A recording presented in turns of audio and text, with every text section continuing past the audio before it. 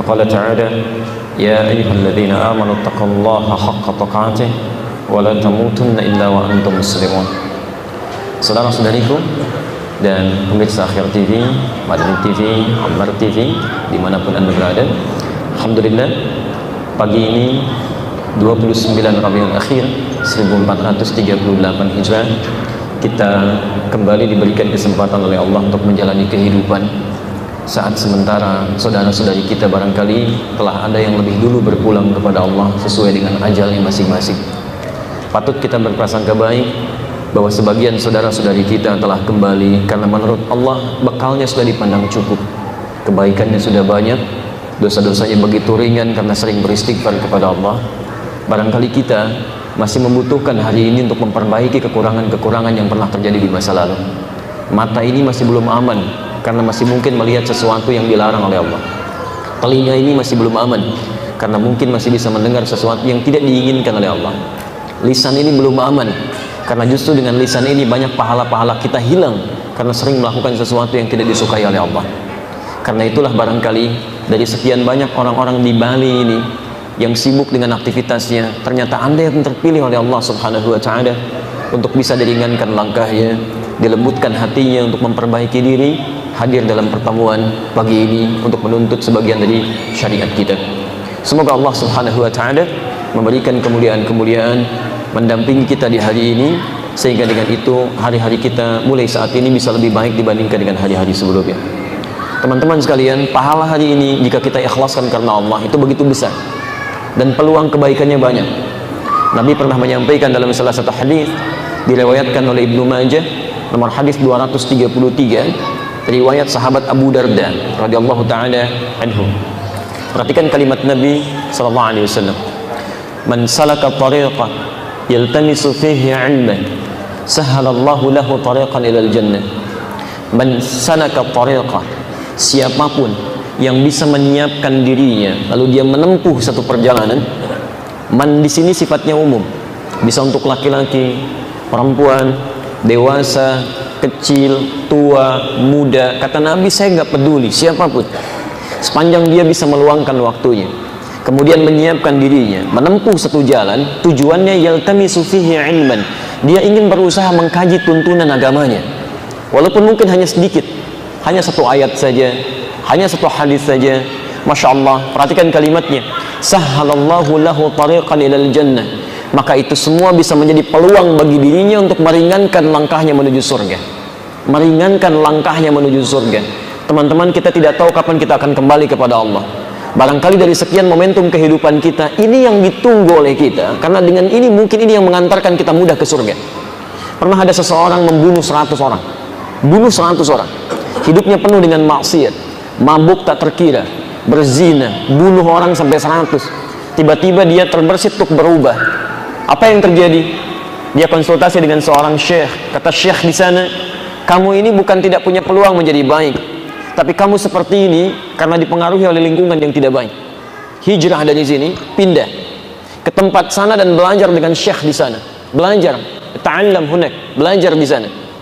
Begitu orang ini memutuskan untuk hijrah, dia menangis bertobat karena Allah, digugurkan dosa-dosanya, lalu dia berangkat menuju tempat ta'lim tadi. Apa yang terjadi? Di perjalanan belum sampai ke tempat ta'lim, tiba-tiba maut datang lebih cepat dari apa yang dia duga. Qadar Allah, meninggal orang ini. Kemudian turun berita dari langit, dakhalal jannah, orang ini masuk surga. Masuk surga. Sampai di masa Nabi Muhammad SAW turun ayat mengisyaratkan tentang kisah orang ini. Quran surah keempat An-Nisa di ayat yang ke-100 itu, posisi paling kiri sebelah bawah. Perhatikan di pertengahan ayatnya, wa may yakhruj min baitihi muhajiran ila Allahi wa rasulih thumma yudrikuhul maut faqad waqa'a ajruhu 'ala Allah.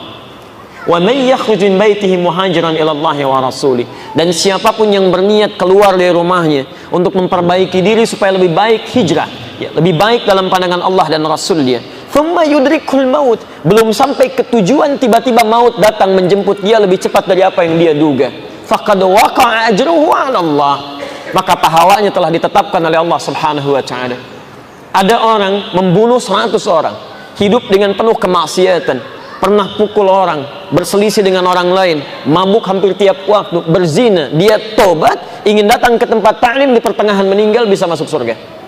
Antum belum pernah bunuh orang. Ada yang pernah bunuh orang sini? Mabuk tidak pernah dikerjakan. Masya Allah, nggak pernah bunuh orang.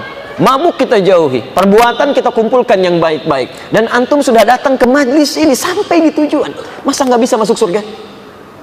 Karena itulah dengan izin Allah Subhanahu wa Ta'ala, ini nikmat yang sangat besar. Tidak sedikit orang, ya, ataupun tidak semua orang bisa mendapatkan nikmat seperti ini. Karena itu, bermohonlah pada Allah Subhanahu wa Ta'ala, mumpung masih di awal kajian, mari kita ikhlaskan niat kita. Semoga dengan langkah kita yang hadir sampai di sini, materi-materi yang kita bahas bisa meringankan kita untuk menuju surganya Allah Subhanahu wa Ta'ala. Dan tidak cukup dengan amin, kita harus siapkan dulu dan pelajari materinya dan kita amalkan dalam kehidupan kita insyaallah. Baik, teman-teman sekalian, materi hari ini kami diberikan tema untuk dibahas tentang pecinta dan pencela, atau pecinta bukan pencela. Kalau boleh saya tambahkan, dalam naungan Al-Quran dan Sunnah Rasulullah SAW. Ya. Karena saya punya kebiasaan kurang senang menyampaikan sesuatu dari pendapat pribadi. Jika Quran menyampaikan sesuatu, maka itu yang terbaik. Jika Nabi menuntun sesuatu, maka itu yang paling indah untuk kita ikuti. Karena itulah Allah berfirman dalam Al-Quran, surah ke-59 ayat ke-7. Ya. Baik. Allah sampaikan posisi paling kanan di pertengahan. Wa ma atakumur rasulu fakhudhuh wa ma nahakum anhu fantahu. Dan apapun yang pernah dibawa oleh Rasul sebagai petunjuk kehidupan kita, maka cepat ambil, karena itu yang terbaik. Anda mau minum, belajar misalnya di sekolah bagaimana cara minum, tapi Nabi mengajarkan cara minum, maka dari Nabi itu yang terbaik. Anda mau berpakaian, ya, ada yang mengajarkan begini cara berpakaian yang baik, Nabi mengajarkan begini caranya, maka yang dari Nabi itu yang terbaik. Maka saat kita sekarang ingin membahas, ya, tentang satu tema antara pecinta dengan pencela, kita akan lihat bagaimana uraian Al-Quran dan petunjuk Nabi SAW menerangkan tentang materi itu semua.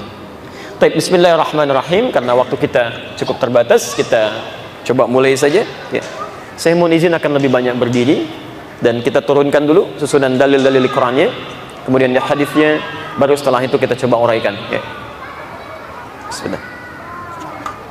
Maaf, kelihatan insyaallah?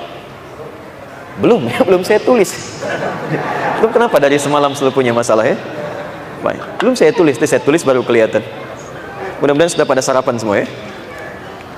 Baik, kita turunkan dulu satu Quran surah ke-17 ayat 70 Al-Isra.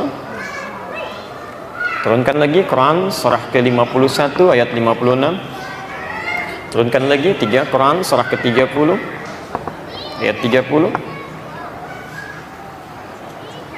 Dan kita turunkan lagi contohnya Quran surah kedua ayat 258. Ini masa Nabi Ibrahim, posisi sebelah kanan di pertengahan. Dan Quran surah ke-20 ayat 43 sampai 44. Ini di masa Nabi Musa alaihissalam. Hadisnya kita ambil dua saja yang paling sahih. Al-Bukhari hadis 1385, hadis Muslim nomor hadis kita ambil misalnya 5611 dari Abu Hurairah radhiyallahu taala anhu. Baik, teman-teman sekalian, kita turunkan dulu dalil pokoknya, nanti cabangnya kita teruskan dalam uraian berikutnya. Tema kita hari ini, pecinta bukan pencela dalam tinjauan Al-Quran dan Sunnah Rasulullah SAW. Baik, kita mulai uraian pertama. Quran surah 17 ayat 70, Al-Isra ayat ke-70.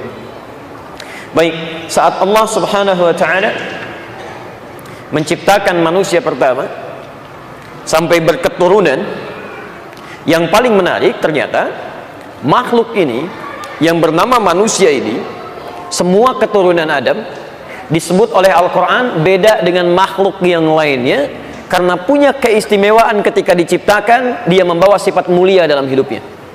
Perhatikan kalimatnya, walaqad karramna bani Adam. Insyaallah, walaqad karramna bani Adam. Dan sungguh saat kami menciptakan anak cucu Adam itu, semua keturunan Adam yang bernama manusia, tidak sekedar diciptakan, tapi karamna, kami ciptakan dia dengan penuh kemuliaan, dan sungguh kami telah muliakan. Masya Allah,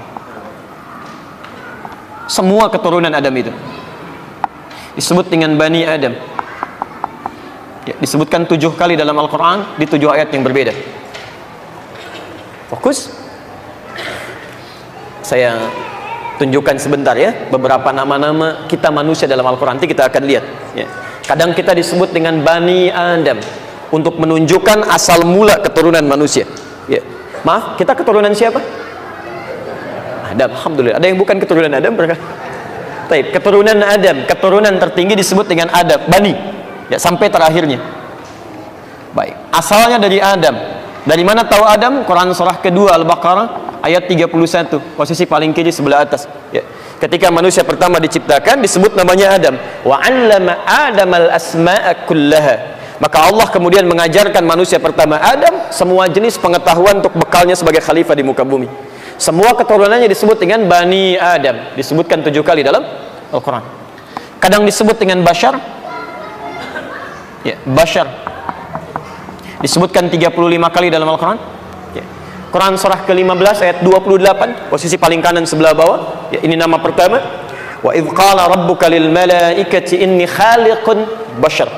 Ketika Allah Rabbmu berfirman pada malaikat, saya akan menciptakan makhluk baru namanya Bashar. Nih 35 kali disebutkan dalam Al-Quran.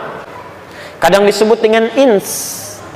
Ya ma'syaral jinni wal ins wa ma khalaqtul jinna wal ins. Bersanding dengan jin disebutkan 18 kali dalam Al-Quran. Kadang disebut dengan insan ya. Ar-Rahman 'allamal Quran khalaqal insan. Iqra bismi rabbikal ladzi khalaqal insan. Bahkan ada surahnya, surah ke-76 Al-Insan ya. Disebutkan 65 kali dalam Al-Quran, di 63 ayat, di 43 surah Al-Insan ya. Dan kadang disebut dengan Nas, An-Nas ya. Surah paling favorit, surah terakhir 114 ya, Qul a'udzu birabbin Nas. An-Nas disebutkan 241 kali dalam Al-Quran. Baik, sekarang perhatikan supaya sistematis kajian kita ya bisa dipahami dengan baik ya. Pertama, dasar penciptaan kita Allah menyampaikan tidak ada satupun manusia yang diciptakan oleh Allah dalam keadaan terhina. Semuanya mulia. Tidak ada satupun manusia yang diciptakan oleh Allah kemudian lahir dalam keadaan terhina. Pertama, manusia sifatnya beda dengan makhluk lain, mulia. Bahkan di ujung ayatnya Quran surah 17 ayat 70 itu, wa faddalnahum ala katsirin mimma khalaqna tafdhila. Dan kami muliakan, lebihkan dari makhluk-makhluk lain yang telah kami ciptakan sebelumnya. Mulia daripada binatang, lebih daripada tumbuhan, dan mulia daripada makhluk-makhluk yang lainnya. Pelan-pelan. Sepakat sampai sini? Alhamdulillah. Baik, saya turunkan lagi. Apa di antara kemuliaannya yang membedakan manusia ini dengan makhluk yang lainnya? Seperti apa gambaran kemuliaannya? Maka diturunkan oleh Al-Quran khusus terkait dengan tema kita. Quran surah ke-51 Adz-Dzariyat ayat 56, posisi paling kanan sebelah atas di mushaf standar. Perhatikan kalimatnya. Saat pertama kali diciptakan oleh Allah, maka kemuliaan pertama terletak pada nama yang melekat pada makhluk ini, disebut dengan kalimat ins. Wa ma khalaqtul jinna wal ins. Yuk kita bandingkan di sini. Penjelasan Quran yang pertama menyebutkan jin, kemudian ins, wal ins. Masya Allah. Perhatikan, dari segi nama saja, ketika dia mulai terlahir, ternyata Al-Quran indah yang melekatkan nilai kemuliaan dalam penamaannya. Dan kemudian dikomparasikan, dibandingkan dengan makhluk lain dari sisi penamaannya. Teman-teman, sekarang lihat ya. Jin disandingkan dengan ins, dan hampir setiap disebutkan jin dalam Al-Quran selalu setelahnya ins ya, ya ma'syaral jinni wal ins wa ma khalaqtul jinna wal ins. Dan kalau jinnya dijamakkan menjadi jinnah, insnya pun dijamakkan menjadi nas. Sekarang perhatikan, jin saya lambatkan sedikit. Dalam bahasa Arab, tidaklah disebutkan kecuali setidaknya mengandung 3 arti utama. Satu, setiap Anda menemukan kalimat diawali dengan jim dan nun, itu makna pertamanya sesuatu yang tersembunyi. Ini makna umumnya, tidak nampak. Jadi jin disebut dengan jin dari penamaan ini ingin melukiskan kesan bahwa makhluk ini saat tercipta memang nggak nampak dalam pandangan kita, fitrahnya tersembunyi. Jadi mohon maaf ya, kalau ada jin melakukan penampakan, itu jin sedang bermasalah, nggak ada kerjaan, karena fitrah dia diciptakan tersembunyi. Jadi kalau dia sedang nampak dalam kehidupan melakukan penampakan, itu jin nggak ada kerjaan. Dan yang lebih nggak ada kerjaan kalau ada manusia cari-cari penampakan jin. Sehat mungkin ya. Karena fitrah jin itu saat diciptakan tersembunyi. Yang kedua, jin dalam bahasa Arab juga mengandung arti sesuatu yang kasar, tidak lembut, kasar, tidak teratur ya, tidak harmoni. Masya Allah. Makanya mohon maaf, ketika dia melakukan penampakan pun, jangankan ada penampakan, nggak nampak pun bikin kita nggak tenang. Karena perilaku, apalagi kalau sudah menampakkan diri masuk misalnya pada sosok-sosok manusia ya. Maaf, saya belum pernah dengar sampai hari ini ada orang kemasukan jin tiba-tiba jadi lembut. Masuk ke Masjid Al-Ikhlas sedang kemasukan jin ya. Ustadz mohon izin, boleh saya ikut taklim? Gak ada yang begitu. Orang kemasukan jin umumnya meracau gitu kan, tindakannya kacau, jadi cenderung dia kasar dalam kehidupan. Ini jin. Yang menarik, saat Allah menciptakan kita manusia, namanya langsung yang maknanya langsung berlawanan dengan makna jin. Jin disebut jin tersembunyi, manusia disebut ins karena makna pertama dari kata ins itu adalah sesuatu yang nampak, terlihat. Masya Allah. Perhatikan, dari nama sudah beda. Makhluk ini ketika dilahirkan dia nampak, beda dengan jin. Jin tersembunyi, ini nampak. Jadi mustahil ada manusia misalnya perempuan begitu melahirkan bayinya tersembunyi, nggak kelihatan. Tangisan. Baik. Dan sebaliknya, jika ada manusia yang telah hadir dalam kehidupannya, maaf, tiba-tiba senang sembunyi-sembunyi, maka ada yang salah dalam pribadinya. Masuk ke rumah, ada pintu depan, sembunyi-sembunyi lewat belakang. Masya Allah. Ke kantor sembunyi-sembunyi, ke taklim sembunyi-sembunyi, Allahu Akbar, ke pasar sembunyi-sembunyi. Berarti ada yang salah dalam kehidupannya. Tidak jauh berbeda dengan, bukan saya yang bilang. Berarti dia sedang punya masalah. Ya. Antum lihat ke rumah ya, kalau ada anak masuk ke rumah tiba-tiba sembunyi-sembunyi, tidak mau tampak seperti biasanya, berarti dia sedang punya masalah karena dia sedang keluar dari fitrahnya. Jelas? Yang kedua, jin kasar, manusia lembut, harmoni, ramah. Masya Allah. Dari sini muncul turunan, dari kata ins muncul anas, al-unsu, anis, itu sifatnya ya, dari kata al-ins. Saking lembutnya Masya Allah ketika baru dilahirkan dari rahim ibu manapun, maka setiap manusia yang lain pasti akan menyayanginya. Ada yang memujinya, ada yang membelainya, ada yang Masya Allah, semua karena saking kelembutannya, aura kelembutan itu menyebar di sekitarnya. Saya belum pernah temukan ada bayi baru dilahirkan sudah mencela ibunya misalnya. Begitu lahir, kenapa mama melahirkan saya? Nggak ada. Ya pasti lembut, ya, indah, dipeluk-peluk, belum mandi antum pelukin tuh kan, antum ciumi dan sebagainya karena lembut. Dan ini fitrah yang mengalir dalam kehidupan kita. Karena itu disebut oleh Al-Quran ketika diberi nama ini sesuai dengan ketentuan dalam agama dan sesuai dengan aturan yang terletak dalam Al-Quran, maka Masya Allah, Quran surah ke-30 ayat 30, posisi paling kanan sebelah atas. Lihat kalimatnya, fa'aqim wajhaka lid-dini hanifah. Maka mulai saat ini hadapkan diri Anda untuk mengikuti seluruh aturan dalam Islam. Benar ya. Jangan setengah-setengah ya, jangan campur adukan dengan yang tidak ada aturannya dalam Islam. Itu hanif namanya. Tapi poinnya, fitratallahi allati fataran nasa 'alaiha. Manusia diciptakan oleh Allah dengan fitrahnya untuk mematuhi aturan-aturan Allah Subhanahu wa taala. Di antara fitrah manusia itu adalah ini. Lahir dalam keadaan mulia dengan keadaan yang sangat lembut. Jadi antum dimanapun ketika menemukan manusia terlahir, itu bawaan fitrahnya pasti ini baik. Nggak ada manusia yang jahat. Kalau tidak percaya, Anda keluar dari tempat ini, dari masjid misalnya, kemudian Anda kenakan alas kaki yang bukan milik Anda, hati kecilnya pasti akan menolak. Walaupun bukan seorang muslim, dia mengenakan sesuatu yang bukan miliknya, itu hati kecilnya pasti akan menolak. Anda keluar pakai sepatu orang lain misalnya, hati kecil Anda akan mengatakan itu bukan punya kamu, tinggalkan. Walaupun non muslim misalnya ingin mengambil uang orang lain, hati kecilnya akan berkata ini salah, karena ketika terlahir ada fitrah kebaikan dalam dirinya. Jelas di sini? Sekarang yang jadi pertanyaan, Quran mengatakan fitrah manusia itu pecinta, penuh dengan kelembutan, penuh dengan kebaikan. Lantas kalau kemudian dia tumbuh tiba-tiba berubah sifatnya, mata, kalau fitrahnya manusia, fitrah manusia, apalagi dia orang beriman, itu fitrahnya karena dia mulia, dia baik, maka dia hanya akan melihat yang baik-baik. Quran surah ke-24 ayat 30 untuk laki-laki, ayat 31 untuk perempuan. Boleh saya hapus? Alhamdulillah. Ini hari kedua saya di Bali dan taklim yang ketiga. Alhamdulillah, saya masih datang sendiri, terangkan sendiri, tulis sendiri, dan saya hapus sendiri. Masya Allah. Alhamdulillah. Antum tenang aja ya, pokoknya antum fokus. Baik. Perhatikan, kita mulai dari mata ya. Ya, kita makhluk mulia, makhluk baik, makhluk lembut, dan makhluk halus.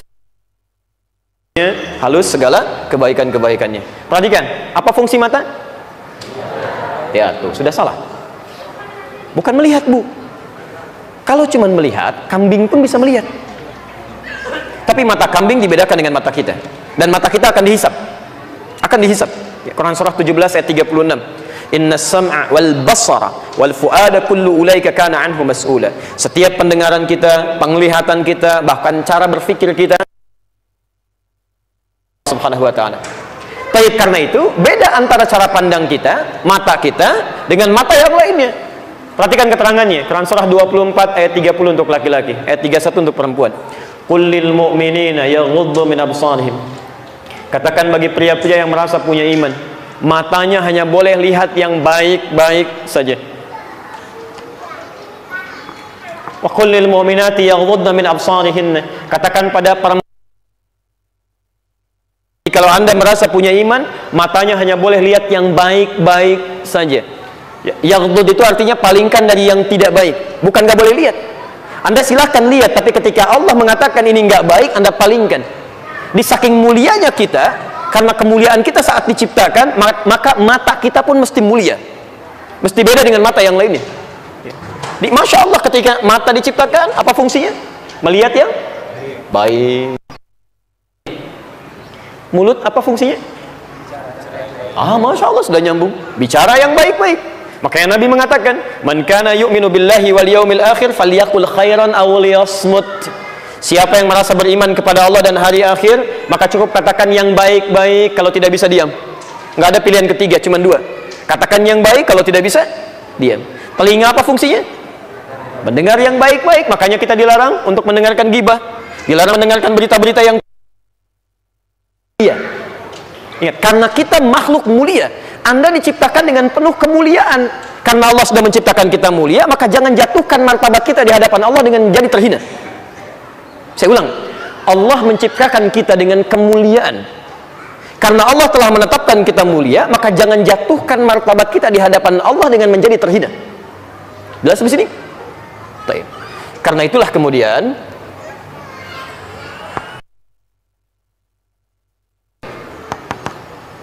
kalau Allah sudah menciptakan kita mulia, baik, dengan segala turunannya dari ujung kepala sampai ujung kaki.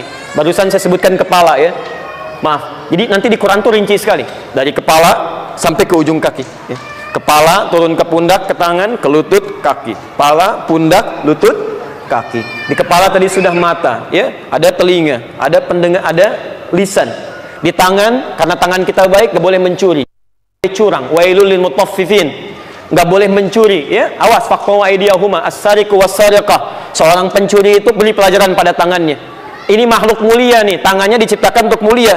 Kalau nggak bisa berbuat mulia, potong aja tangannya, kata Allah.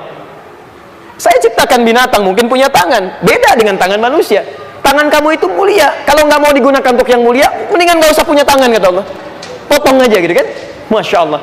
Potong tangan itu bukan supaya tangannya disuruh dipotong, tapi supaya kita untuk menggunakannya selalu pada yang baik-baik. Kaki, Turun Quran surah ke-25 ayat 63. Hamba-hamba Allah itu kalau jalan menggunakan kakinya pada yang baik-baik. Wa ibadur rahmanil ladzina yamshuna 'alal ardi hauna. Ya, hamba-hamba Allah yang Maha Rahman itu kalau jalan dengan cara yang baik-baik, tawadhu. Jadi kalau ada orang menggunakan kakinya dengan cara yang tidak baik atau melangkahkan ke tempat yang tidak baik, dia sedang menghinakan derajatnya di hadapan Allah Subhanahu wa taala. Ini orang paling Allah sudah naikkan derajatnya menjadi mulia, justru dia rendahkan di hadapan Allah Subhanahu wa taala. Dan satu saat itu akan ditanya. Nah, pertanyaannya, mengapa kemudian sifat-sifat kebaikan ini tiba-tiba bisa menjadi berubah? Lisan, bicara yang baik-baik, tiba-tiba keluar kata-kata yang tidak baik. Dan anehnya sekarang, sesuatu yang keluar yang tidak baik justru menjadi konsumsi bagi sebagian orang, dinikmati. Masya Allah. Baik, tiba-tiba ketika muncul dewasa, kata-kata kurang baik, bahkan sekarang tumbuh berkembang sudah salah. Ayo sebutkan nama-nama ikan, mikir gitu kan. Masya Allah. Ikan paus, salah, harusnya paus. Ikan dongkol, harusnya tongkol. Kenapa Anda diamkan? Ada yang salah di situ. Dan uniknya dinikmati, jadi bahan tertawaan, jadi bahan tontonan, jadi bahan viral. Sehingga sesuatu yang tadinya salah melekat pada anak ini karena tidak diselesaikan dengan konsep yang benar, menyebar semua orang jadi salah. Jadi berubah gitu kan. Tapi poinnya ada sesuatu yang keliru di situ. Lisan jadi kotor. Masya Allah. Pendengaran jadi keliru. Bahkan yang paling luar biasa, mohon maaf, yang paling luar biasa, ini yang paling dikhawatirkan oleh Nabi. Ya. Bahkan ada pengajar pun urusan agama, bukan urusan masalah dunia.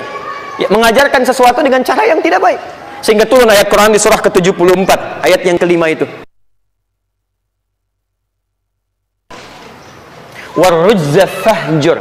Kalau kamu ingin mengajar, hindarkan kata-kata yang kotor, yang jorok, yang melahirkan perbuatan dosa. Sekarang perhatikan, bila ada seseorang ingin mengajarkan urusan agama saja menggunakan cara yang kotor, maka bagaimana dengan mengajarkan urusan dunia? Bagaimana orang bisa mengambil faidah dari situ?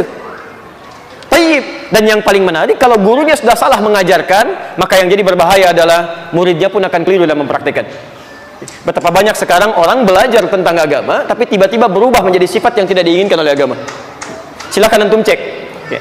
Maaf, zaman Nabi dulu ketika Nabi mengajarkan di umat jahiliyah itu turun ayat Quran, Masya Allah, diajarkan lewat hadis. Antum tahu sifatnya, kebanyakan orang jahiliyah itu pencela. Kebanyakan orang jahiliyah ada yang pemukul, ada yang senang berselisih, terpisah luar biasa ya, saling berkelahi, bahkan setiap hari selalu ada korban kematian di situ. Ketika turun Quran, disampaikan Quran itu oleh Nabi, tiba-tiba Masya Allah, yang tadinya pencela menjadi pecinta, yang tadinya pemukul menjadi perangkul, yang keras menjadi tegas, dan ketegasannya hadir dalam penuh kelembutan.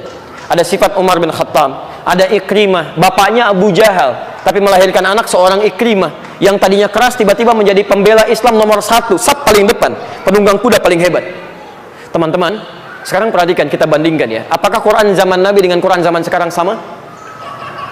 Halo? Sama. Taib. Hadisnya sama? Sama. Sekarang bandingkan dengan kita sekarang. Ada orang di zaman Nabi turun ayat Quran dari keras menjadi lembut, dari pecinta, dari pencela menjadi pecinta, dari pemukul menjadi perangkul. Ya. Yang paling menarik, ada orang zaman sekarang belajar Al-Quran dengan Quran yang sama, dengan hadis yang sama. Yang tadinya lembut tiba-tiba dia bisa jadi kasar. Yang tadinya pecinta tiba-tiba jadi pencela. Yang tadinya perangkul tiba-tiba jadi pemukul. Dan yang paling aneh, ya Allahu Akbar, ada orang ikut belajar begitu pulang dengan keluarganya di persoalan, saling tidak tegur sapa, ada yang saling mencela dan sebagainya. Ada sesuatu yang keliru dalam itu. Ada sesuatu yang keliru. Karena itulah kemudian mari kita pelajari apa penyebab kekeliruan ini bisa terjadi. Dari mulai anak yang bisa berubah, sikap yang bisa berubah, sampai kemudian dalam hal agama pun bisa praktek kehidupannya. Kita akan telusuri apa penyebabnya. Yang kedua, bagaimana mengatasinya, solusi. Yang ketiga, apa resikonya kalau tidak mau berubah. Dan yang keempat, bagaimana kemudian mengaplikasikannya dalam praktek kehidupan kita. Dengan semua lini kehidupan. Antum tidak harus semuanya jadi ustadz. Sahabat Nabi ada yang pengusaha hampir 80%. Abu Bakar As-Siddiq, Umar bin Khattab, Uthman bin Affan, ya Abdurrahman bin Auf, luar biasa. Dan mereka masuk surga juga. Dijamin masuk surga dan sangat lembut. Sampai kata Nabi, malaikat Jibril itu kalau turun ke muka bumi ngelihat Uthman, malu sama Uthman. Saking lembutnya, malaikat malu sama Uthman. Ya, ada sahabat kaya luar biasa, pengusaha, asetnya sampai hari ini masih ada di Madinah. Saya terakhir datang dari Madinah itu melihat proyeknya wakaf ya sahabat Uthman bin Affan radhiyallahu taala anhu. Beliau pernah membebaskan satu sumur yang dimonopoli oleh Yahudi. Kalau ada orang mau minum mesti bayar. Dibeli oleh Uthman. Ya, dibeli dibebaskan. Kebunnya di sekitaran dibeli juga. Diwakafkan untuk umat Islam pada saat itu sampai kini. Sekarang wilayah itu akan digunakan sebagai tempat hunian, perhotelan. Yang royaltinya disimpan kemudian di Bank Saudi diwakafkan, disedekahkan lagi untuk kepentingan umat Islam. Ada sahabat Nabi menikah dengan 2 putri Nabi, pengusaha sukses, asetnya ada sampai sekarang, masuk surga tanpa hisab, disebutkan di lisan Nabi, senang tahajud sampai hatam Quran, disebutkan oleh Imam An-Nawawi dalam kitab At-Tibyan. Kalau antum punya cetakan yang warna merah marun bahasa Arab dari Darul Qutub, itu ada di halaman 38, paragraf yang pertama, posisi sebelah kanan paling atas, baris 1 sampai dengan 2. Kalau antum punya terbitan Darun Nafais yang warna kuning, halaman 47, paragraf ketiga, baris 1 sampai 7, posisi paling kiri sebelah bawah. Disebutkan oleh beliau, ini sahabat dekat dengan Nabi, menantu Nabi, menikah dengan 2 putri Nabi, masuk surga tanpa hisab, masih bisa menunaikan sholat tahajud sampai hatam Quran. Dan lembutnya luar biasa sampai malaikat Jibril malu kalau melihat Uthman. Ada orang bukan sahabat, menantu Nabi juga bukan, tetangga Nabi juga bukan, merasa orang paling sibuk dengan aktivitasnya, tapi tidak sekaya Uthman. Surganya belum jelas, amalan berantakan, hisab masih menegangkan, dan masih kasar juga. Malaikat Jibril kesal melihat orang ini. Baik, nah, sekarang kita coba lihat apa penyebab semua ini, bagaimana solusinya, apa resikonya kalau tidak merubah, dan kemudian bagaimana cara merubah kita atau perilaku kita sehingga lebih baik dalam pandangan Allah Subhanahu wa taala. Ini insyaallah inti materi yang akan kita bahas. Baik, jelas insyaallah? Belum kita mulai ya. Belum, tadi kan baru mukaddimah. Antum kenapa sebetulnya? Saya yang tulis, saya yang hapus ya. Antum yang repot. Mudah-mudahan sehat semua ya. Alhamdulillah. Ini saya hapus ya. Bismillah. Baik, mari kita mulai. Mudah-mudahan ada waktu 30 menit ke depan. Setelah itu kita diskusi dan kita bisa akhiri untuk talim kita hari ini. Bismillahirrahmanirrahim. Hadis riwayat Al-Bukhari. Ini penyebabnya. Ya. Nomor hadis 1385. 1385. Saya ingatkan sebentar, bukan Bukhari ya, tapi Al-Bukhari. Ingat, dalam ilmu hadis disebut Al-Bukhari, bukan Bukhari. Kami kalau para pembelajar hadis ada orang menyebutkan Bukhari, itu biasanya candaan kami belum belajar hadis. Karena itu bukan nama asli. Bukan nama asli ya. Dia bukan Bukhari, bukan Al-Bukhari, nama aslinya Muhammad. Muhammad punya bapak namanya Ismail, punya kakek namanya Ibrahim, kakek buyutnya Al-Mughirah, yang buyutnya Al-Bardizbah, tinggal di Kecamatan Jongfa, Kabupaten Bukhara, Provinsi Khurasan, negara Uzbekistan sekarang. Baik. Kalau ada non-Arab datang kemudian dia ke Arab, itu umumnya, walau tidak semuanya, biasanya memperkenalkan dengan nama daerah, bukan nama diri, untuk menyampaikan pesan bahwa Islam telah datang ke tempat saya, ini buktinya saya masuk Islam. Beliau ini dari Bukhara, namanya Muhammad, datang kemudian memperkenalkan diri dengan nama daerahnya, ingin mengatakan Islam sudah masuk ke tempat saya, ini buktinya saya masuk Islam. Maka caranya, nanti Anda bisa praktekkan, tambah al di depan kalimatnya, kemudian akhirnya ujungnya ditutup dengan kasrah, i. Al-Bukhari, berasal dari Bukhara. Ada guru besar kita misalnya dari Banten, namanya Syekh Nawawi, ketika datang mengatakan ana Al-Bantani. Ada yang dari Palembang, Syekh Abdul Somad, ya, mengatakan ana Abdul Somad Al-Palembangi. Ada yang dari Minangkabau, Syekh Ahmad Khatib, dikenal dengan Syekh Ahmad Khatib Al-Minangkabawi. Dan ahli hadis yang bergelar Musnid ad-Dunya, orang ahli hadis yang hafal hadis dengan sanadnya sedunia. Itu yang terakhir, bukan orang Arab, orang Padang, namanya Syekh Yasin, dikenal dengan Syekh Yasin Al-Padangi. Itu masya Allah, orangnya tawadhu ya, pakai kaos, pakai sarung, kadang-kadang ngasih minum orang yang haji, dan mereka nggak sadar kalau itu mufti besar. Begitu setelah muncul waktu halaqah, tiba-tiba orang ini yang memberikan sanad hadis pada saat itu, Syekh Yasin Al-Padangi. Antum boleh ya, begitu misalnya ke Mekah sana, antum datang, antum dari Denpasar boleh katakan, ya saya misalnya namanya Sofyan Al-Denpasari, ya itu sah. Ya. Al-Bukhari nomor hadis 1385. Oh, saya cek dulu sebentar. Nama kitabnya apa? Kitab hadisnya? Sahih Al-Bukhari. Itu sudah salah lagi. Kita bikin perjanjian aja ya, mumpung masih di awal-awal. Kalau antum belum tahu cukup katakan wallahu a'lam. Baik ya? Malaikat ditanya menjawab qalu subhanaka la ilma lana. Quran surah kedua ayat 32. Kami enggak tahu ya Allah kecuali yang Kau ajarkan. Sahabat ditanya Allah wa rasuluhu a'lam. Antum bukan malaikat, bukan sahabat, tahu semua. Ya. Tolong jangan mengarang ya, karena mengarang itu cuma ada dalam bahasa Indonesia. Okay? Dalam pelajaran ini mesti dalil. Apa kitabnya Imam Al-Bukhari? Tidak ada kitab wallahu a'lam. Mudah-mudahan antum baik lah.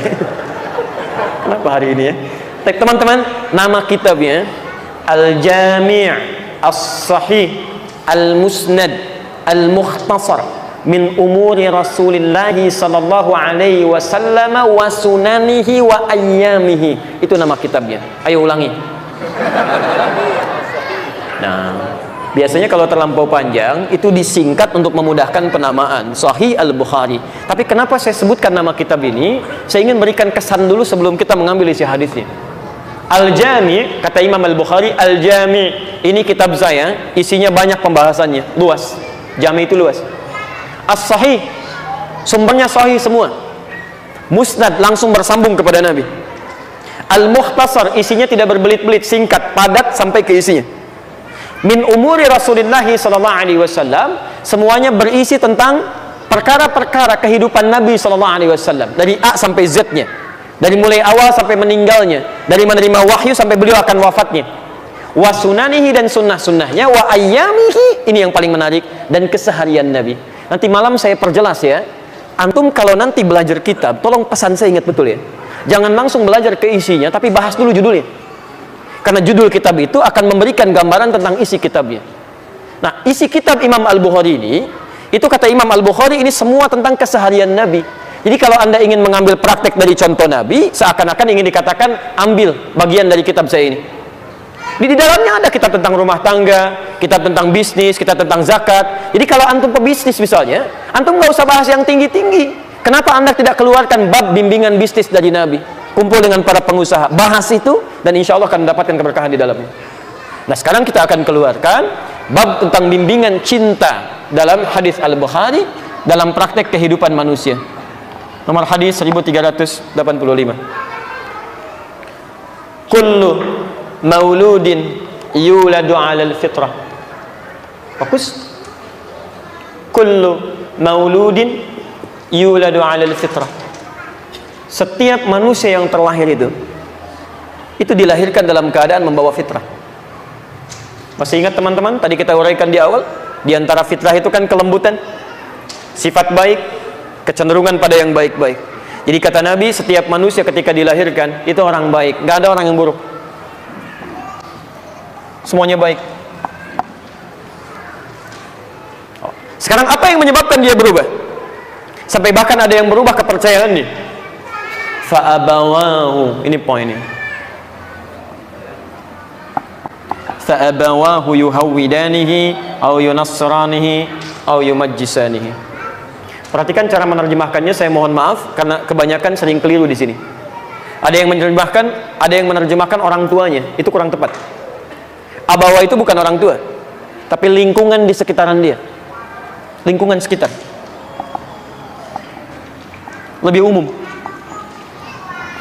Maka lingkungan sekitaran dia yang akan merubah dia keluar dari fitrahnya. Bisa bapaknya, bisa ibunya, tapi mohon maaf, tidak sedikit orang terlahir bapak ibunya tidak ada. Masya Allah. Tapi tiba-tiba dia tumbuh menjadi orang-orang yang bermasalah. Ya, mungkin dirawat oleh bagian dari kerabatnya.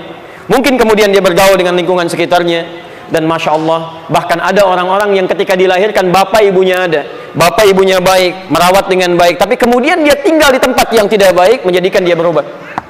Bahkan ada yang keluar dari Islamnya, dari fitrahnya, tiba-tiba dia bisa mengikuti tuntunan Yahudi, Nasrani, atau bahkan agama Ardi seperti Majusi. Mudah-mudahan di sini tidak terjadi ya. Saya pernah menghadapi satu persoalan, ini tidak mudah. Ayah ibunya soleh, baik, merawat anaknya baik, TK-nya Islam, SD-nya Islam, SMP-nya Islam, sampai SMA-nya Islam. Satu kali karena dirasakan cukup bekalnya, dibiarkan longgar. Begitu dia kuliah di kampus, ya, tiba-tiba memilih satu tempat umum sifatnya, tapi lingkungan nggak baik di situ. Banyak non-muslim ya.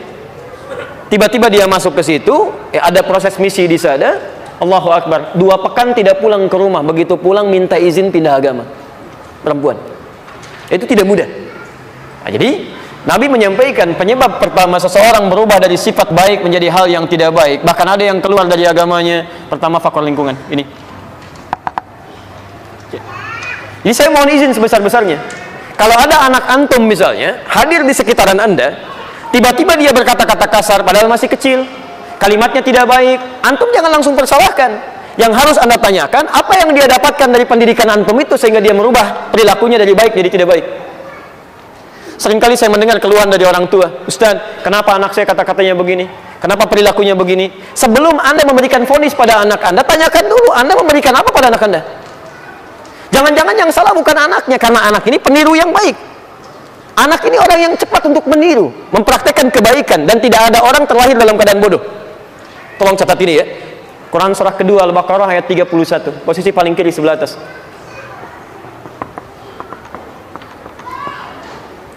Sebentar, kita lompat sedikit ya untuk memberikan wawasan. Quran surah 2 ayat 31. Lihat kalimatnya. Wa 'allama Adam al-asma'a kullaha. Saat Allah menciptakan Adam dan menugaskan beliau untuk menjadi khalifah di bumi, pemakmur dunia dengan segala profesinya, maka diberikan semua kelengkapan hidupnya. Wa 'allama Adam al-asma'a kullaha. Diajarkan oleh Allah kepada Adam segala bentuk kebutuhan hidupnya di muka bumi. Baik. Bahkan di kitab-kitab tafsir Anda temukan Adam diajarkan semua jenis bahasa, semua jenis pengetahuan, semua jenis kematangan kehidupan, diajarkan semua kepada Adam. Jadi ketika dia hidup dalam proses keduniaan, dia punya potensi untuk melakukan apapun. Adam. Sekarang pertanyaannya, Adam manusia bukan? Manusia. Nabi bukan? Halo? Nabi, baik. Dari mana taunya? Allahu a'lam, itu paling gampang ya. Quran surah ketiga ayat 33, posisi paling kiri, di atas sedikit agak ke tengah ya. Innallaha astafa Adam wa Nuha wa ala Ibrahim wa ala Imran 'alal alamin. Sungguh Allah telah memilih Adam, membedakan dengan yang lain.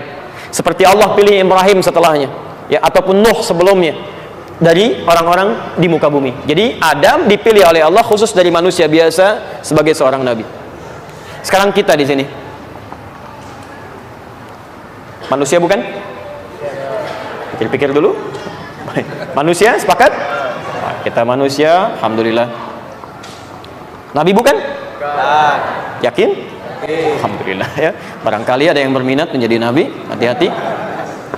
Hati-hati, karena Nabi pernah mengatakan dulu, la nabiyya ba'di, tidak ada nabi setelah saya. Kalimat ini dalam ilmu hadis bukan hanya untuk menafikan, tapi memberikan gambaran akan ada orang-orang ngaku nabi di masa yang akan datang setelah wafatku. Perhatikan cara membaca hadis ya. Ketika mengatakan Nabi la nabiyya, la-nya itu nafi, tapi menunjukkan istiqbal. Nggak ada nabi ya setelah saya. Ini ingin menunjukkan bahwa nanti di masa depan ada orang yang akan ngaku-ngaku. Tampilkan pada dirimu, yakinkan nggak ada nabi setelah saya, itu pasti palsu. Jadi kalau sekarang ada yang mengaku-ngaku nabi dan sebagainya, cepat kita tolak. Cepat kita tolak ya. Nah, setelah Nabi wafat pun sudah ada yang mengaku nabi, namanya Musailamah al-Kadzdzab ya. Sekarang banyak di Jawa Barat saja. Saya pernah audiensi dengan MUI Jawa Barat, itu Masya Allah hampir tiap bulan di Jawa Barat ada nabi Pak. Nabi baru, hampir tiap bulan. Sekarang nabi barunya di Karawang tuh ya, mudah-mudahan cepat selesai gitu. Ada ya. Dulu AM, pelatih bulu tangkis, ngaku nabi. Masya Allah, ditangkap kemudian oleh polisi, diinterogasi. Kenapa ngaku nabi? Saya ke Bogor Pak, dapat wahyu katanya. Masya Allah, orang ke Bogor dapat talas, saya dapat wahyu ya. Baik. Bogor selesai, Bandung, tukang cukur, ngaku nabi. Ada lagi pengikutnya. Bandung selesai ditangkap, muncul Jakarta. Jakarta nggak mau tanggung, ibu kota negara. Bogor nabi, Bandung nabi, Jakarta malaikat. Masya Allah, LE tuh, malaikat LE, dan minta izin pada gubernur untuk mendaratkan malaikat Jibril di Monas itu. Ya, tangkap sama polisi, dihukum 5 tahun. Dan polisi kita luar biasa, jangankan teroris, malaikat ditangkap tuh. Ya.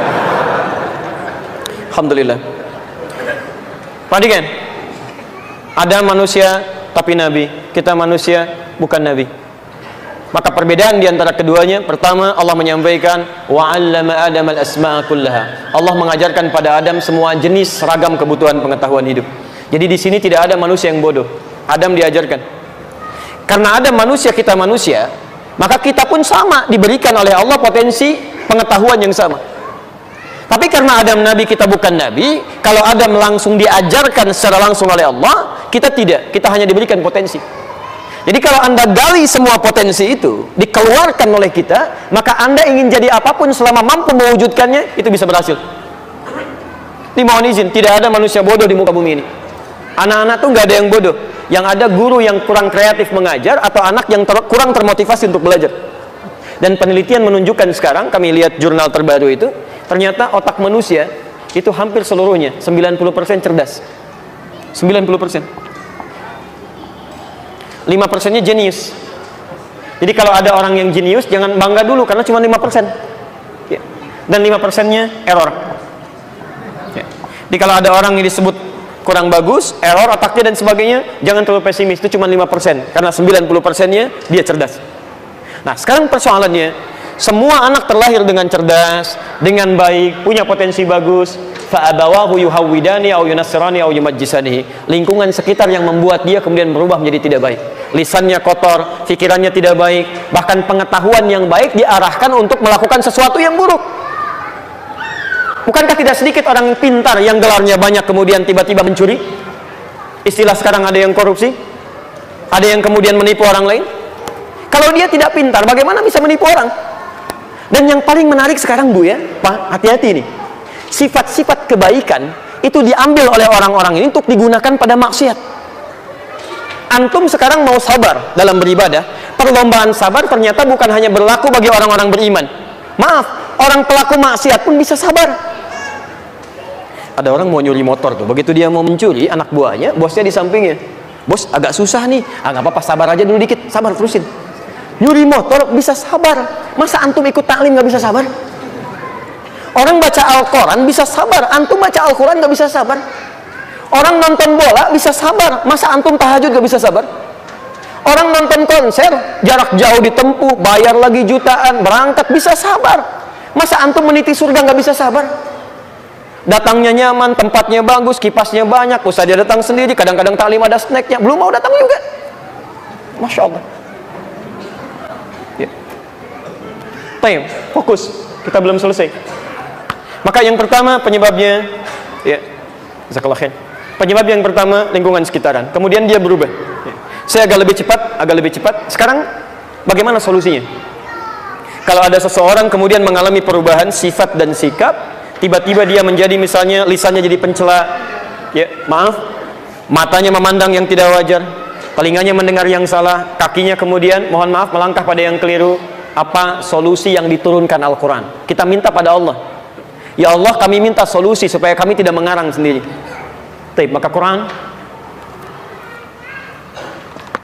surah kedua ayat 258, posisi paling kanan di pertengahan.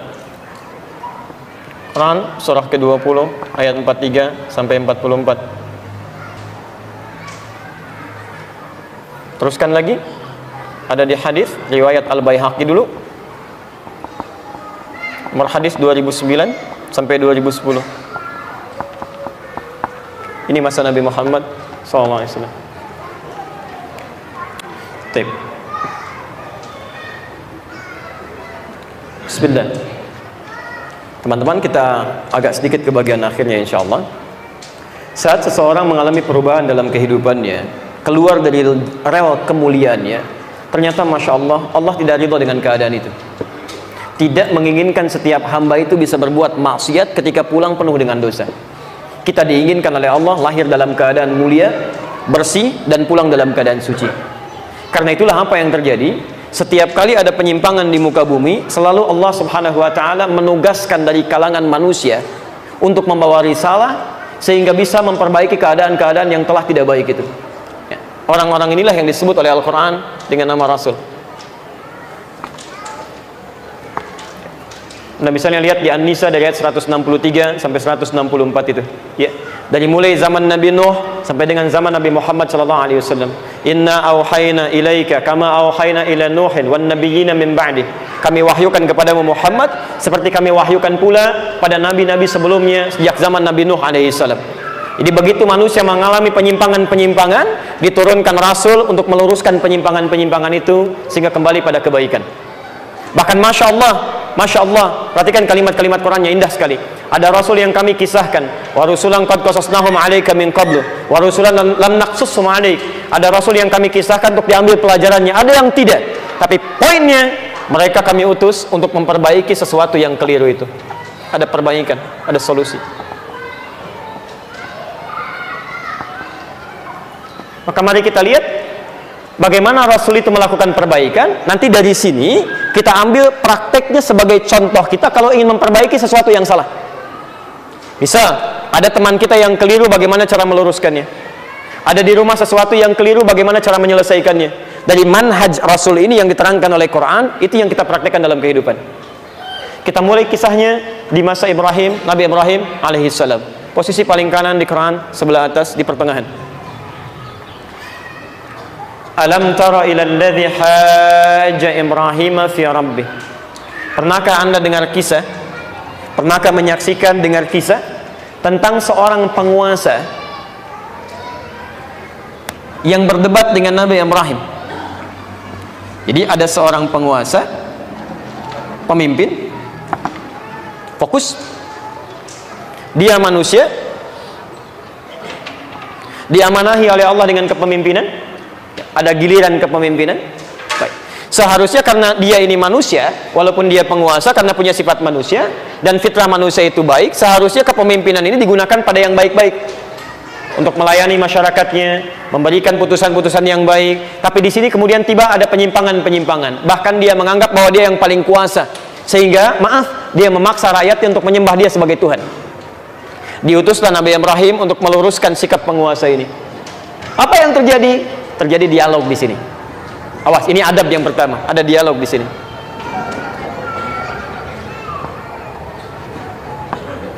Dan kalimat yang menarik, awas, hati-hati ya, hati-hati. Nanti barangkali ibu bisa membutuhkan itu, atau teman-teman saat di kantor misalnya lihat pemimpin keliru, penguasa salah, atau dalam konteks kepemimpinan. Apa yang terjadi di Quran? Ini kalimat yang paling indah. Ketika ada seseorang melakukan kesalahan, bahkan terjadi pada seorang penguasa, maka tidak ada satu ayat pun disebutkan di Quran untuk mencela. Itu nggak ada. Silakan Anda cari. Anda cari. Banyak penguasa di dalam Al-Quran. Ya, maaf, ada Fir'aun misalnya, ada raja-raja yang lain seperti Namrud dan sebagainya. Tapi ketika mereka salah, yang terjadi pertama kali itu bukan celaan. Tidak ada ayat yang mengatakan celaan dia, hina dia, bully dia. Itu nggak ada. Yang terjadi adalah Allah utus seorang Rasul memberikan manhaj, berikan nasihat yang baik. Diskusi dalam kebaikan, beri masukan. Barangkali dia keliru itu bukan karena dia niat sengaja untuk keliru, karena ada jalan yang ditempuh itu salah yang harus diluruskan. Maka datanglah Nabi Ibrahim berdiskusi, dan kalimat diskusinya indah.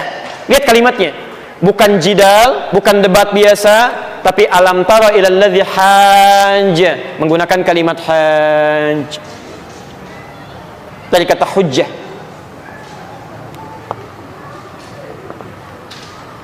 Hujjah itu alasan yang dikemukakan dengan argumentasi yang jelas. Dalil, argumen.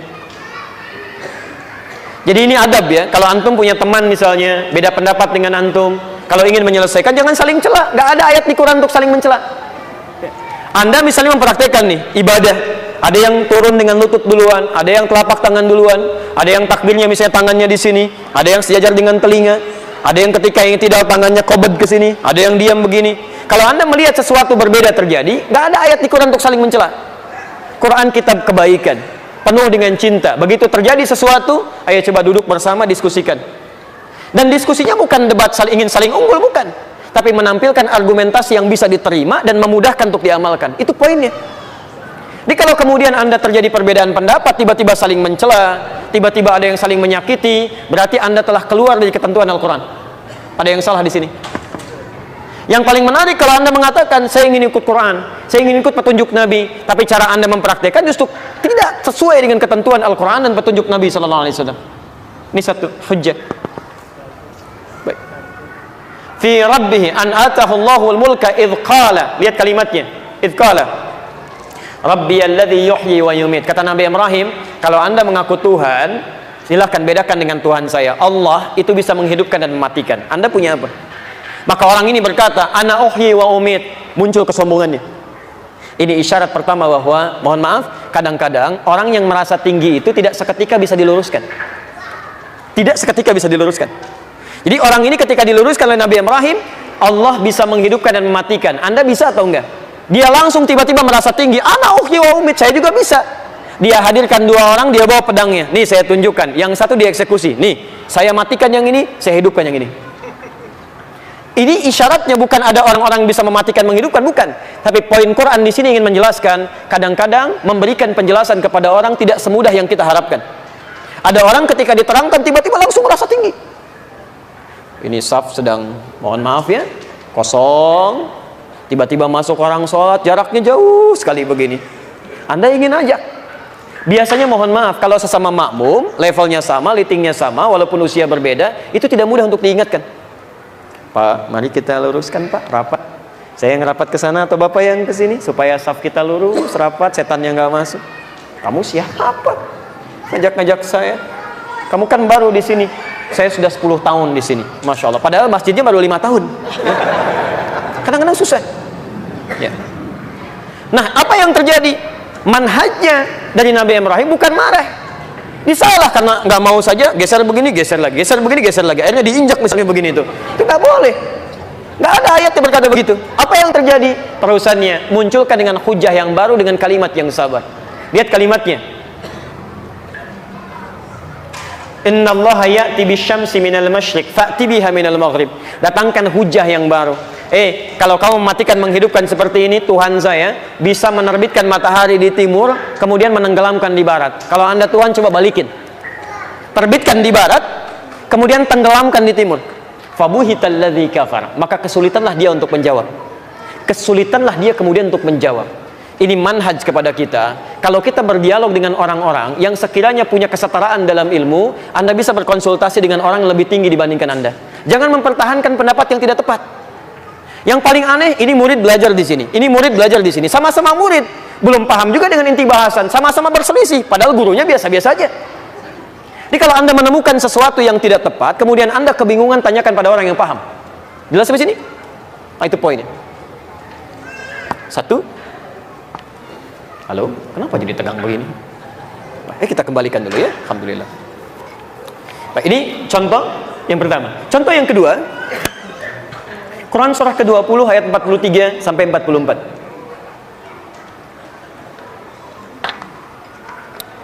Sekarang pindah ke masa Nabi Musa dengan Firaun. Kenal Nabi Musa, Bu? Kenal di mana? Masya Allah. Tahu ya, tahu, Masya Allah, itu luar biasa. Musa, Harun. Nabi Musa sezaman dengan Nabi Harun. Ditugaskan berdakwah kepada Firaun, penguasa menyimpang. Pelan-pelan, fokus. Penguasa menyimpang. Taib. Perhatikan kasih sayang Allah di sini. Saya kembali tegaskan ya. Saya kembali tegaskan. Allah itu punya sifat kasih yang luar biasa, lebih daripada sifat kasih ibu pada anaknya yang tengah dalam kandungan. Ya. Seorang ibu ketika mengandung, anaknya dijaga luar biasa supaya dia saat bergeser berat tapi anaknya tetap dalam keadaan tenang. Quran surah 7 ayat 189. Ya, miring kanan susah, miring kiri susah, cuman bagaimana caranya supaya si anak berada dalam keadaan tenang. Allah sifat kasihnya lebih daripada itu. Lebih daripada itu. Teman-teman, ini Firaun, manusia paling zalim luar biasa. Kalau tadi levelnya mengaku nabi, ini mengaku Tuhan, ana rabbukumul a'la. Saya Tuhan kalian yang paling hebat. Kalau yang tadi zaman Nabi Ibrahim eksekusi, Firaun tidak sembarangan eksekusinya. Ketika disampaikan ada seorang bayi terlahir akan mengguncang kebesaran kerajaan Anda, maka dia mengeluarkan dekrit, setiap ibu yang mengandung itu mesti ditemani oleh 2 orang algojo. Yang satu untuk mengamati perempuan yang mengandung ini. kapan dia melahirkan. Yang satu untuk melihat, begitu melahirkan, kalau ketahuan laki-laki, langsung sembelih di hadapan ibu yang baru melahirkannya. Kalau perempuan, boleh hidup. Lebih dahsyat dibanding yang tadi. Ya.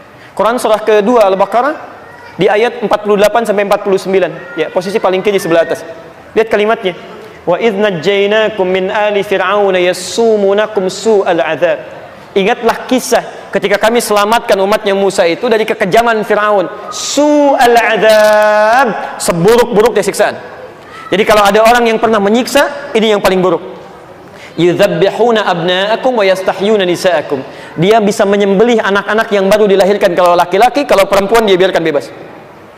Ini sekarang Anda bandingkan ya. Menyembelih dalam bahasa Arab itu punya dua arti, dua kata. Menyembelih dalam bahasa Arab punya dua kata. Pertama disebut nahara. Inna a'tainakal kautsar fasholli lirabbika wanhar. Kalau nahara itu menyembelih hewan, tapi hewannya tetap berdiri, tidak dijatuhkan. Berdiri begini. Makanya unta dalam Al-Quran cara menyembelihnya disebut dengan nahar, karena unta tidak dijatuhkan. Antum insya Allah kalau haji nanti atau umrah main ke Hudaybiyah, di situ ada peternakan unta, itu cara nyembelihnya tidak dijatuhkan, langsung disekat seperti ini. Kalau pisau dielus begini, kemudian disembelih. Kalau pakai golok, kemudian langsung seperti ini. Ya, itu unta.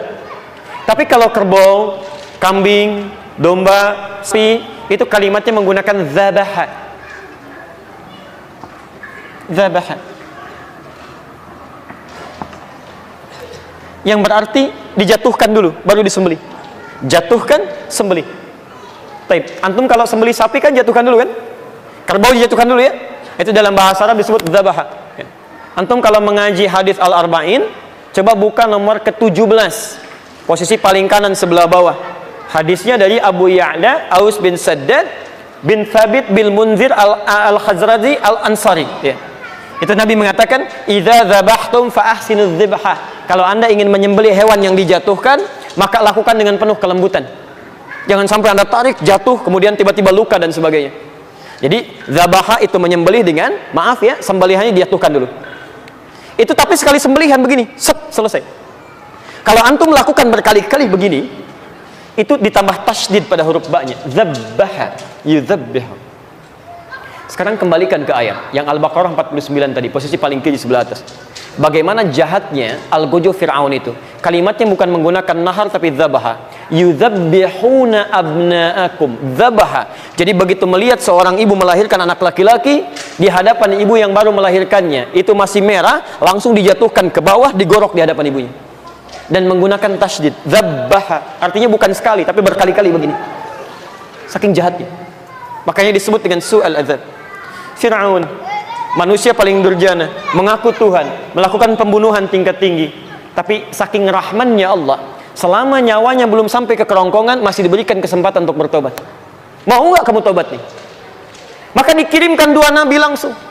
Musa dengan Harun berdakwah kepada Fir'aun, satu orang. Kita saja sekarang, umatnya Nabi Muhammad, sampai kiamat, nabinya cuma satu, nggak pernah lihat lagi. Antum pernah lihat nabi? Fir'aun saking sayangnya diutus oleh Allah dua orang nabi supaya dia bisa kembali. Apa yang terjadi? Quran surah 20 ayat 43 sampai 44. Idhaba ila fir'auna innahu tagha. Musa dan Harun, pergilah sekarang ke Fir'aun karena dia sudah melampaui batas, sudah menyimpang dia. Ini prinsip dakwah. Jadi kalau ada seseorang kemudian mulai menyimpang dari kita, kita dakwahi. Ya. Tapi bagaimana cara berdakwah yang baik? Lihat kalimatnya, ayat 44-nya.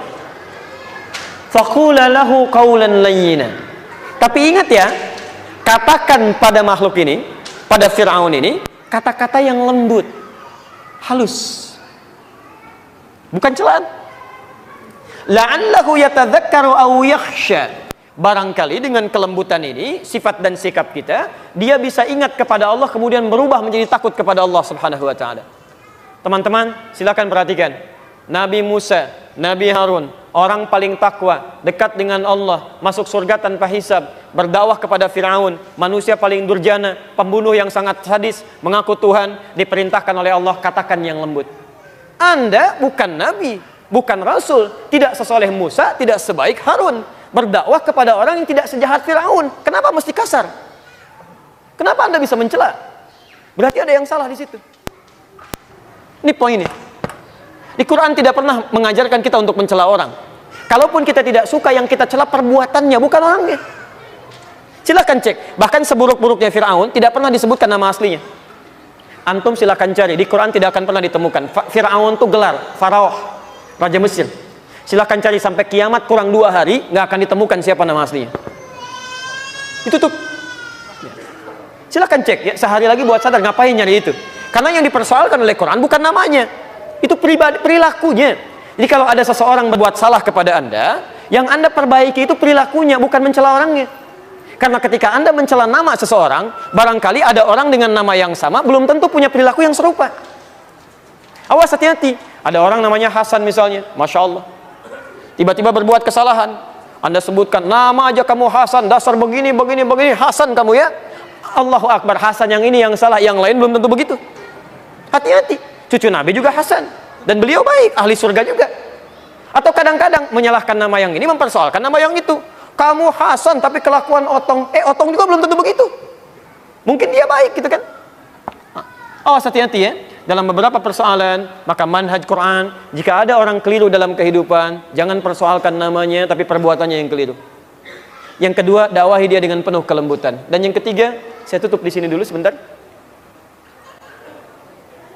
Kadang-kadang kita belum masuk ke keluarga nih ya.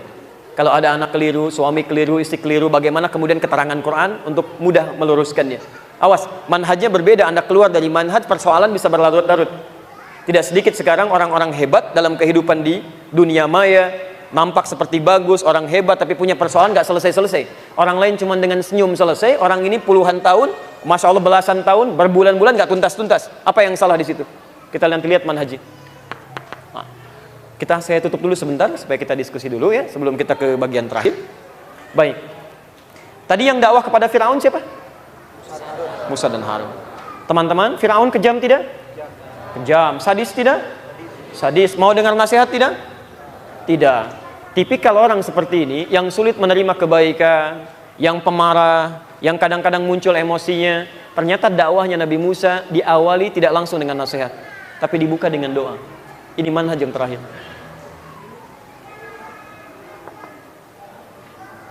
Maka ketika beliau akan datang kepada orang yang punya sifat seperti ini, nanti ibu mungkin akan menemukan ketika mengajak suami lebih dekat pada Al-Quran, lebih dekat pada tuntunan sunnah, tiba-tiba nggak mau dengar, kadang-kadang sering marah dan sebagainya, diajak sholat susah dan seterusnya misalnya. Anda jangan banyak memberikan nasihat dulu, mulai dengan ini. Maka Nabi Musa berdoa, Rabbi shrahli sadri wa yassirli amri wahlul 'uqdatan min lisani yafqahu qawli. Ya Allah, mohon lapangkan keadaan hatiku sehingga ketika mendengar kalimat-kalimat yang tidak menyenangkan ini bisa bersabar. Wa yassirli amri, mudahkan urusanku sehingga ketika disampaikan nyaman, dan lancarkan lisanku sehingga ketika disampaikan bisa diterima dengan baik. Teman-teman, ini manhaj yang terakhir. Jika ada orang-orang misalnya yang punya masalah di lingkungan kita dalam kehidupan, siapapun dia, Anda ingin berikan nasihatnya dan dia punya sifat yang keras, maka mulai terlebih dahulu dengan doa supaya Allah melembutkan keadaan hatinya. Kalau hatinya sudah lembut, maka kalimat-kalimat yang lain akan mudah mengalir pada jiwanya. Ini poinnya. Jelas di sini? Baik. Saya berhenti sebentar ya. Saya berhenti sejenak. Nanti kalau masih ada waktu setelah saya berikan jeda untuk diskusi dulu. Kalau tidak ada, nanti bagian terakhir. Kalau ini sudah diterangkan, disampaikan manhajnya, tiba-tiba orang tetap berubah tidak mau, misalnya mohon izin, merubah perilakunya dengan lebih baik, maka apa resikonya? Tapi kalau dia bisa berubah, bagaimana pemberian Allah yang barangkali lebih mulia dibandingkan pahala-pahala sebelumnya? Itu nanti akhir dari materi kita.